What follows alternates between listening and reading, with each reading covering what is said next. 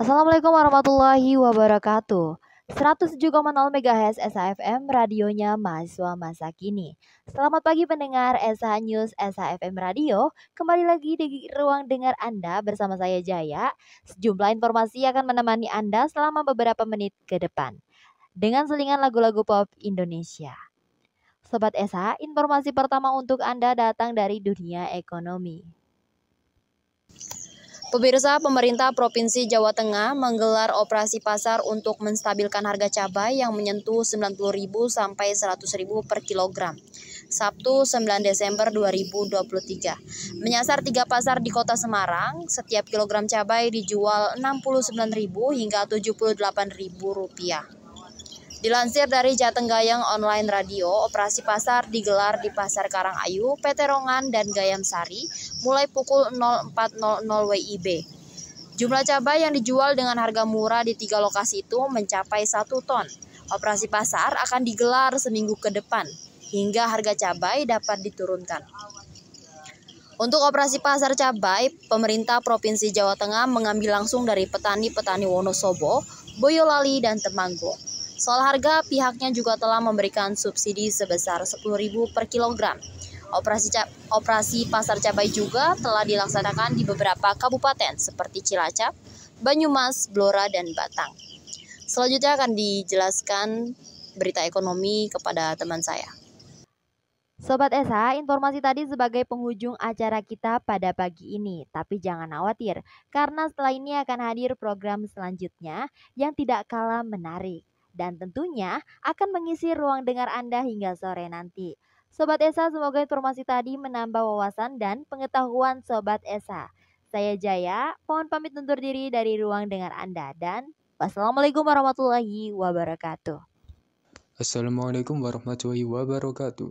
107,0 MHz SHFM, radionya mahasiswa masa kini. Selamat pagi pendengar SH News. SHFM Radio kembali hadir di ruang dengar Anda. Bersama saya Alvin, sejumlah informasi akan menemani pagi Anda dalam beberapa menit ke depan dengan selingan lagu-lagu pop Indonesia.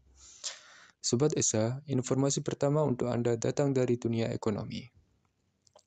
Diberitakan pemerintah Kota Mojokerto, Jawa Timur mengajak warga di kota setempat untuk menggerakkan koperasi karena merupakan sokong guru perekonomian bangsa demi membangkitkan perekonomian pasca pandemi COVID-19.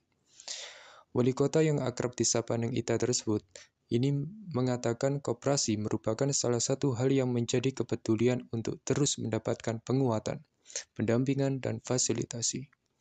Ia mengatakan, di dalam koperasi, seluruh anggota memiliki kekuatan yang sama. Koperasi yang anggotanya sampai ratusan, maka kekuatannya ada pada seluruh anggota itu. Dengan potensi yang ada dari koperasi, wali kota perempuan pertama di kota Mojokerto ini mengajak seluruh warga untuk aktif berkoperasi. Dengan bertambahnya usia koperasi, Neng Ita juga berharap agar koperasi di kota Mojokerto terus berjaya dalam rangka mendukung pemulihan kebangkitan ekonomi di kota Mojokerto. Kegiatan tersebut semakin meriah dengan pembagian hadiah berupa sepeda gunung, sepeda listrik, lemari es, kompor, mesin cuci, televisi, dan berbagai hadiah lainnya. Nah, Sobat SH, informasi tadi menjadi penghujung acara kita pada pagi ini. Tapi jangan khawatir, karena setelah ini akan hadir program selanjutnya yang tidak kalah menarik, dan tentunya akan mengisi ruang dengar Anda hingga sore nanti. Sobat SH, semoga informasi tadi dapat memberikan manfaat pada kalian semua. Saya Alvin, mohon pamit undur diri dari ruang dengar Anda, dan wassalamualaikum warahmatullahi wabarakatuh. Selamat malam, pendengar setia SHFM. Kini saatnya kita menyoroti sorotan terkini dari dunia ekonomi Indonesia. Dalam laporan ekonomi malam ini, kita akan membahas perkembangan terbaru dalam sektor keuangan, investasi, dan peluang bisnis yang sedang berkembang. Mari kita bahas pertumbuhan ekonomi yang positif, serta tantangan yang dihadapi. Apakah Anda tahu bahwa sektor teknologi sedang menjadi motor penggerak ekonomi kita? Simak wawancara eksklusif dengan para pakar ekonomi dan pelaku bisnis sukses. Tetaplah ditemani di SHFM stasiun radio yang selalu memberikan informasi terpercaya untuk membantu Anda memahami dinamika ekonomi Indonesia. Segera setel radio Anda dan simak informasi terkini hanya di Esa FM, stasiun favorit kita. Radio Esa FM, radionya inspirasi mahasiswa masa kini. Assalamualaikum warahmatullahi wabarakatuh. 107,0 MHz Esa FM, radio mahasiswa masa kini. Selamat pagi pendengar Esa News Esa FM Radio. Kembali lagi di ruang dengar Anda. Bersama saya Wildan Mujadid, sejumlah informasi akan menemani selama beberapa menit ke depan dengan selingan lagu-lagu pop Indonesia. Sobat Esa, informasi pertama untuk Anda datang dari dunia ekonomi. Kabar gembira bertubi-tubi akhir-akhir ini. PDB Indonesia kuartal ketiga 2023 tembus 5,7%, lebih tinggi dari ekspektasi. Ini bukti kerja keras kita menuju pemulihan ekonomi. Bukan cuma angka-angkanya yang mengembirakan, tapi sektor-sektor tertentu juga unjuk gigi. Ekspor non-migas naik pesat, manufaktur menggeliat, dan peristiwa mulai bangkit.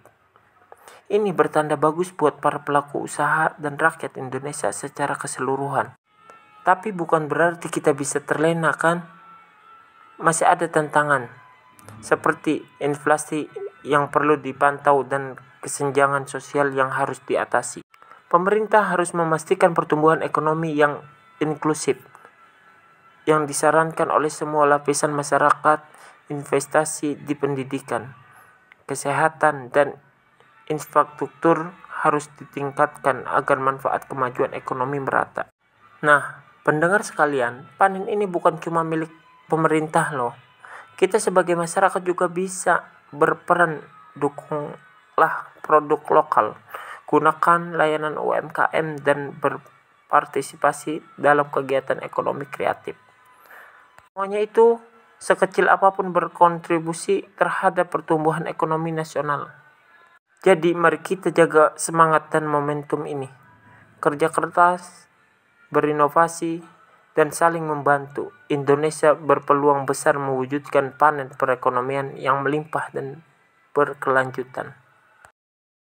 Sobat Esa, informasi tadi sebagai penghujung acara kita pada pagi ini.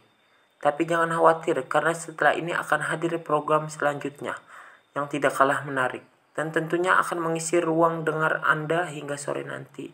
Sobat Esa, semoga informasi tadi menambah wawasan dan pengetahuan Sobat Esa. Saya Wildan Mujadid, mohon pamit undur diri dari ruang dengar Anda. Wassalamualaikum warahmatullahi wabarakatuh. Assalamualaikum warahmatullahi wabarakatuh. 107,0 MHz SHFM, radionya mahasiswa masa kini. Selamat pagi pendengar SHNF SHFM Radio. Kembali di ruang dengar Anda bersama saya Aflid Hamsafatullah. Sejumlah informasi akan menemani selama beberapa menit ke depan dengan selingan lagu pop Indonesia. Sobat SH, informasi pertama untuk Anda datang dari dunia ekonomi. Lembaga Penyelidikan Ekonomi dan Masyarakat atau disebut dengan LPEM FBM UI optimistis dengan adanya momen tahunan Natal 2023 dan Tahun Baru 2024 yang disebut dengan Nataru akan membawa ekonomi Indonesia kembali ke level 5%. Ekonomi makroekonomi dan pasar keuangan LPEM FBM UI Teoku Rifki menyampaikan bahwa momen siklikal tersebut memang berpotensi meningkatkan pertumbuhan ekonomi. Kami masih melihat bahwa pertumbuhan ekonomi di kuartal 4 tahun 2023 masih dapat tumbuh 5% akibat adanya periode musiman Nataru, ujarnya Kamis 28 Desember 2023. Rifki melihat sentimen masyarakat masih cukup tinggi pada akhir tahun ini yang mengindikasikan bahwa konsumsi masih optimistis. Keyakinan ini sejalan dengan indeks keyakinan konsumen atau disebut IKK yang dirilis Bank Indonesia atau disebut BI per November tahun 2023 di level 123,6, di mana angka di atas 100 menunjukkan optimisme masyarakat. Sementara itu, Rifki memperkirakan secara keseluruhan ekonomi Indonesia akan mencapai 5,0% hingga sampai 5,1% di tahun 2023. Sebagaimana diketahui, pada kuartal ketiga tahun 2023 ekonomi tanah air mampu tumbuh 4,94% di tengah beragam tantangan global. Di sisi lain, Menteri Pariwisata dan Ekonomi Kreatif Sandiaga Uno meramal momentum liburan Nataru 2024 berpotensi memberikan kontribusi hingga 120 triliun terhadap perekonomian nasional. Ada sekitar 80 triliun sampai 120 triliun yang akan berkontribusi kepada pergerakan perekonomian, kata Sandiaga dikutip dari Antara Rabu 27 Desember 2023. Menurut perkiraannya, lonjakan pengunjung pada momen Nataru 2024 dapat mencapai 107 hingga 110 juta selama periode liburan. Mayoritas akan melakukan aktivitas wisata dengan amplifikasi 2 hingga 2,5 kali dari perkiraan itu. Dari sejumlah tersebut, Sandiaga memperkirakan terhadap 200 hingga 250 juta pergerakan wisatawan Nusantara dengan mengeluarkan perkunjungan mencapai 2,4 hingga 2,5 juta menurut data Badan Pusat Statistik atau disebut BPS. Oke Sobat SH, informasi tadi sebagai penghujung acara kita pada pagi ini. Tapi jangan khawatir, karena setelah ini akan hadir program selanjutnya yang tidak kalah menarik dan tentunya akan mengisi ruang dengar Anda hingga sore nanti. Sobat SH, semoga informasi tadi menambah wawasan dan pengetahuan Sobat SH. Saya Aksu Ilham Safatullah, mohon pamit undur diri dari ruang dengar Anda. Dan wassalamualaikum warahmatullahi wabarakatuh.